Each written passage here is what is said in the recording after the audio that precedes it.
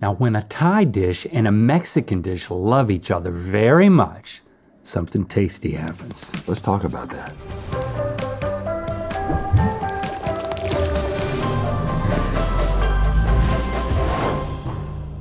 Good mythical morning. I love Thai food, and I'm not just talking about corn cobs, y'all. Those salty, spicy, sweet yet sour dishes check all the boxes in my flavor book. And I love Mexican food. Those rich, meaty, spicy dishes fill all the pages of my coloring book. It's a coloring book. Yeah. Well, you know what, Rhett? Wouldn't it be a dream if we could marry those two cuisines? Well, Link, that's where the mythical kitcheneers come in. If we can dream it, they can do it. And if they can do it, we can taste it. Yes. Life is good. It's time for Thai Mexican versus Mexican Thai, which is a blessing and which will make us say, oh God, why? We recently posted a series of matchups where we pitted a Thai dish infused with Mexican elements against a Mexican dish infused with Thai elements. What? And you voted on which one you thought we would like better. You wanna be a part of this thing? Well, you gotta follow us on Facebook and Instagram so you can vote. The Mythical Kitcheneers have crafted these dishes. I did Vote. a weird... This is Link's Get Out the Vote campaign. Vote. Follow me to my place and cast your ballot. The Mythical Kitcheneers have crafted these dishes, and now it's time to see how well you know our palates. All right, now you won last time, beasties. But today's anybody's game, and you'll get a point for each round that the majority of you guessed correctly. And if you get 3 or more points, we'll sing your praises in Good Mythical More. Literally. Literally. And if you don't, the same punishment from last time awaits you. We will post a picture of a tiny loser Tic Tac on Instagram, and you must comment below it, I'm a tiny little big loser. Yes. You wanna do that? No, you don't. Let's do this. First up, we've got Al Pastor Pad CU. Okay, Pad I see you. I see you I'm gonna too. eat you in a second. But how will you compare to these red and green curry enchiladas? I mean, first of all, this might be my 2 favorite foods on both sides. I love al pastor tacos and I love enchiladas. And I mean, Nicole, tell us what you've done because this is crazy. No problem. So right over there you have some marinated pork, pineapple, and onions tossed in a beautiful achiote scented sauce cooked with pad see ew noodles with a little bit of cebolla and cilantro on the top to give you that taco experience. And then on the other side, you're gonna have crispy tofu with veggie enchiladas. You got green curry and red curry, and then both are smothered in the divorciada sauce. So I this can't is get over this already. this is sweet because you got the pineapples and the pork. It's basically what you would have on the taco, but put on noodles, right? Exactly. That's essentially what's going on.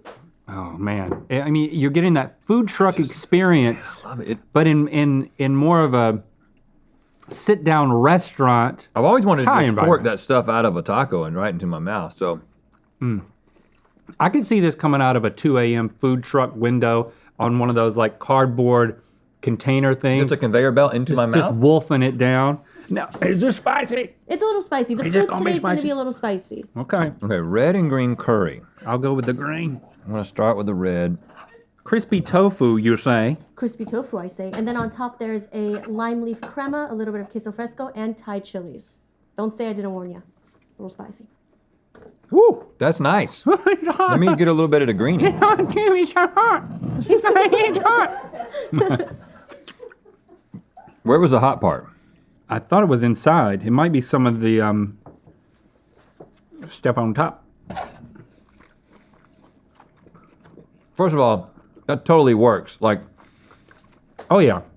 I wouldn't necessarily expect the specific curry flavor, okay, I'm getting a little bit of the heat now, to Yep. work in the It's hot. context of a tortilla, but it really does. It's kind of magical.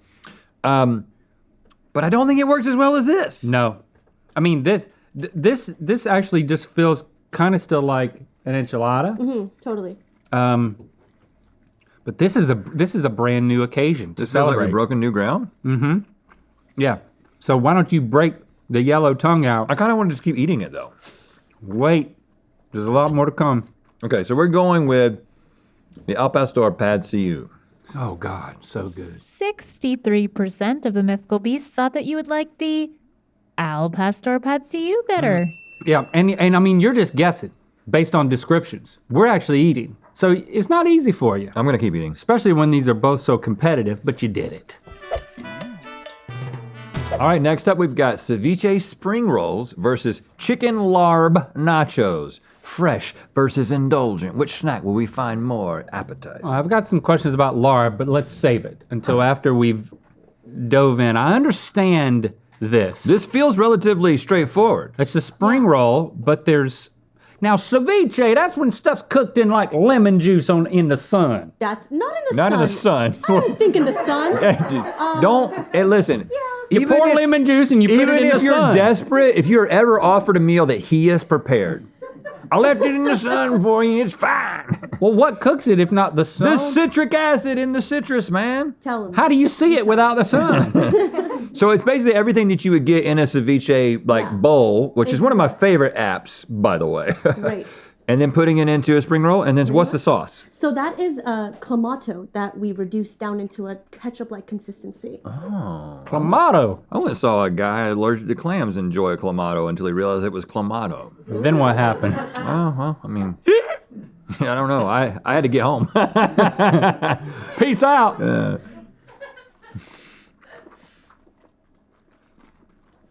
You got some mint in there too. Yeah, there's some mint, there's Thai basil, cilantro, green onion, lots of fresh herbs. Okay, so you threw some nods to Thai food in there beyond just the form A factor. little bit, yeah. Very cold. You know, to have been left out in the sun for a few days, it's very cold. That is very refreshing. But I wouldn't necessarily know that I was eating something that was a new creation. I might just think this is a pretty snazzy spring roll. You know what I'm saying? Yeah, I'm not really getting enough of the, Even with the cilantro the and the mint, Mexican. because sometimes, you know, well, I guess that wouldn't be in ceviche, but like, I don't know enough about food to know that it wouldn't be. So I do like it. Yeah, but I'm not able to pull it apart and understand it. Now, on that front, what's larb? Larb is pretty much ground meat with a bunch of beautiful spices, lots of tangy lime. larb's fish got a sauce. bad name Larb. because it gets close to lard. It doesn't in sound English. appetizing And in so I English. think that this is bad marketing. I think I think that you got to Americanize it a little bit if you want to get just like the average American on board here, but But I like the fact that there's some chopped onions you got to get a good nacho to Got start. chopped onions, and peanuts. peanuts. Yep. I'm excited about these peanuts. And then we made a sambal nacho sauce to go along with it. Okay. That's very nice. What kind of nacho sauce did you say? We made a sambal. So sambal ole, it's like a spicy paste of peppers and a little bit of acid. I love this. This is really, really working. You had me at peanuts and Velveeta. On nachos? Yeah, the my form God. factor of larb translates directly into a nacho platter like this. Yeah. Can you say form factor 3 more times? But in context. Form factor 3 more times, but in context. That was a shortcut. Okay, this is clear. This is really, really good because of the form factor and context. Oh my gosh. Oh my gosh, guys. 60% of the mythical beasts thought that you would like the chicken larb nachos better. Nachos, right? I But mean, not for the reason you thought. They were probably voting against the ceviche thinking I would be like, ooh. yeah. But I wasn't, was I? Once you realized it wasn't in the sun, you were okay with it. Yeah. Now, it's one thing to listen to Trevor Talks too much, but it's a whole new experience to watch it. Oh yeah? If you're following the show on Spotify and Apple, take some time to follow on youtube.com/Trevor Talks Too Much. Yeah. All spelled out. That way you can see the facial expressions of the guests while Trevor goes on a tangent. All right. I'm gonna say these words. And then Nicole, you're gonna help me out. I'll give you $1 if you get through it without mispronouncing. Okay, we've got pozole, tomka, and tomka. Tomka. Tomka. I just say Tom Ka, usually. That's what I said. So that's all the good stuff from pozole, which is hominy, pork, and chilies, cooked in a tomka soup. Yeah. Yes? Which is like a coconut-based Correct. soup, right? Which I Coconut, love. I love a Tom lemongrass. Ka. and it's got some interesting It's got flavors some parts in there that you can't fully eat. Yeah, Usually what happens with Tom Kha, I get like, oh, that was like a piece of wood I wasn't supposed to eat. I took them out for you guys. Oh, you did? I heard you guys have your sensitivities, so I took them out. Oh yeah. Well, I mean, I might have to do the tasting on this. So I'm gonna give it a shot versus pad thai sopes. That's sopes. Made with pad It's risky to say it thai twice. noodles and masa. I don't think saying it that slow counts. I think it counts. All right, which funky fusion? It's like meeting a guy named Ronald and saying, Ron old? You think it's gonna take the golden how's tongue. Ron gonna feel about that? All right, huh? so let's dive into this. Oh, this is chunky. Whoa, chunky soup. Is this like literally chunky soup? Chunky, yeah. It's good. Like name brand? Now what's this big chunk I got here? A big That's chunk probably of pork? pork. Okay, nice. Oh my. The same flavor profile that makes me love a Tom Kha soup. Because I like whatever it is you said that was, it makes it taste the way it is. But throwing some pork in there. It's that sour flavor that you don't necessarily expect in a soup. That's what I like so much about it, because there's nothing else on earth that has this flavor profile. And I love when I get something that's like, oh, that makes my tongue think something a little bit different. But it's so much heartier because of the pork and the hominy that it kind of evens it all out as an experience for me in a way that Solid. it's a real turn on, It's culinarily speaking.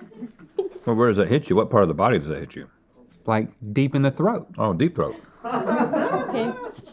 Yeah, I mean it's not spicy. It's sweet and sour.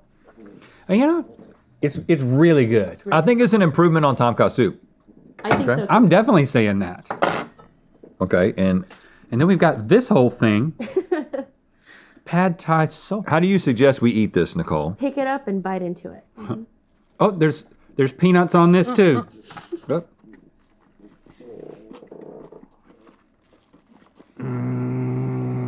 I'm enjoying this, I got a mouthful. but I'm not as immediately struck with it.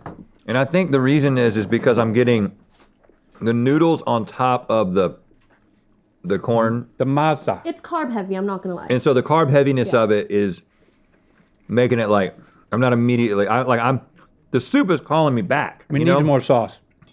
Need more sauce? Yeah. Oh, goodness. I never thought I'd be doing this either. But here I am. I mean, this is good. This is a revelation. All right, Yeah. Golden tongue Really. going into the Definitely. I bet you didn't predict this one, because I sure didn't. 71% of the mythical beasts thought that you would like the pad thai soap is And I get better. it. I get it. Yeah, I get we it. know how you think. We're not going to hold it against you, but we are. Yeah. I tell you, I'm having fun. It should be illegal to have this much fun. And you know what? I think what you've done, Nicole, is too good for the show. Aw, I love you think, guys. I think you need to have your own channel Oh. where stuff like this happens and you can take full credit for it. Yep. do? Yeah, we'll call it Mythical Kitchen. Oh. Yeah, maybe Okay. one day. We've got horchata. Horchata sticky rice. Yeah, that's the thing that is happening right now. Versus Thai iced tea flan. All right, which one's going to be our happy ending? What's this fork for? I don't know. I have a spoon. All right, let's I start. only have a spoon. Okay, so what do you recommend? Do you recommend that we not do anything with the cinnamon stick? Yeah, that's just for decor. But yeah, just take some of that horchata sticky rice and then take some mango with chamoy. Take some and then mango as dig well. in. What is chamoy? Chamoy is like a pickled tamarind fruit paste. Oh gosh. It's Very common in Mexican cuisine with the Oh. frutamens. I taste it. I know what you're talking about. A lot of times there's like a candy that they Yeah, sell that. like a candy apple. Cinnamony, creamy, milky, and then you've got that. I think you got to go easy on the sauce, and really let the horchata-ness of the tea of the rice come through. Oh yeah, That is tasty. I really like the. I wouldn't. Bland is not the right word, but it's like the understated The riciness of it. riciness of the. You like the riciness? It's spongy. I gotta say, I got more creamy.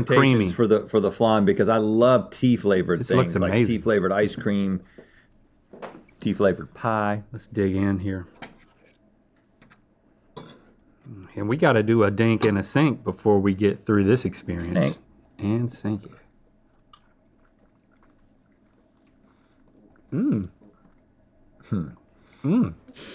Cardamom. It's funny how they live in a place that is like Wow. not a typical American dessert, right? So not super sweet. There's like that sort of Yep. purposeful blandness in both things that sort Yeah. of is not Which what allows we you to expect. allows you to eat more of it.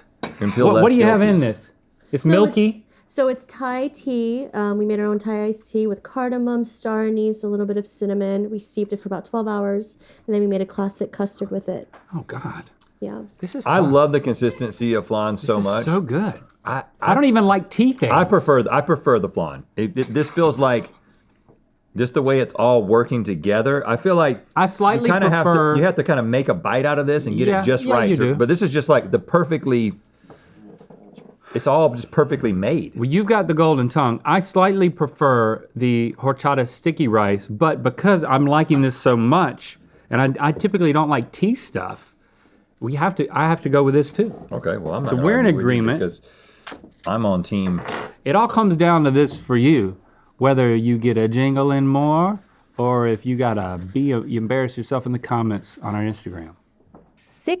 64% of the Mythical Beasts thought that you would like the horchata sticky rice better. I get it. The familiarity of even the terms horchata and sticky rice being together, it does feel it sets an expectation, Yeah. but you didn't know how good this was gonna turn out. You didn't know, but Look- you're still a loser tic tac. Look for this little guy over on our Instagram page. Again, you've got to leave the comment, I'm a tiny little big loser, okay? Thanks for subscribing and clicking that bell. You know what time it is. I'm Carrie Kugelheim. I'm from Tuscaloosa, Alabama, but right now I just hiked to the top of Angel's Landing in Zion National Park, and it's time to spin the wheel of mythicality. I was thinking that's not Alabama. No, I want to go there. Zion. I've actually been there, but I didn't go up to that. Okay. I want to go up to So that. I've been there, but not exactly there. Yeah, I was below there. Click the top link to watch us guess which liquids peanuts were soaked in Good Mythical more. And to find out where the wheel of mythicality is gonna land. Hey, we want to let you know about a brand new podcast hosted by our very own mythical kitcheneer Trevor called Trevor Talks Too Much. Check it out on Spotify or wherever you get your podcasts.